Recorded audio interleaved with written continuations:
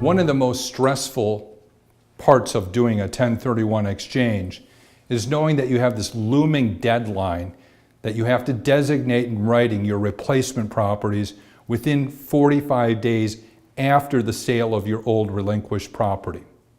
So knowing that that's a difficult problem that can arise, many smart and prudent investors will use all of their time leading up to the sale of the relinquished property to hone in and target their replacement properties. Sometimes they'll even sign purchase agreements or option agreements locking up that replacement property even before they've sold their old relinquished property. The idea is they don't want to be sweating that 45-day identification period. Other investors are a little bit more cavalier and freewheeling, and they may go right up until the 11th hour on day 44 to figure out what they're going to identify.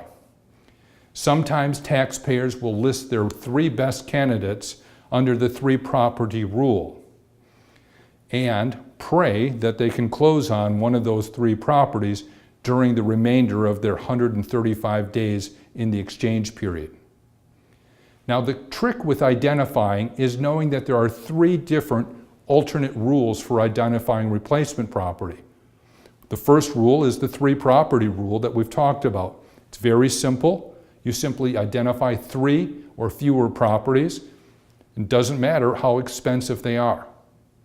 An alternative or different rule is called the 200% rule. Under that rule, you can identify any number of properties so long as the total aggregate value of all of those identified properties does not exceed 200% of the gross sales price of your relinquished property.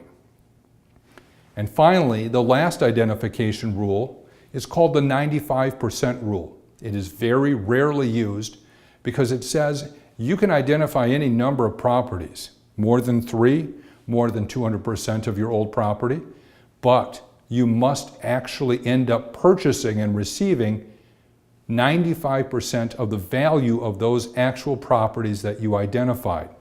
So if I list 100 oil and gas wells, I've pretty much got to purchase that entire portfolio. But if maybe one of those oil wells runs dry and I decide not to purchase it, I still receive 99% of the value of those properties that I relinquished or identified.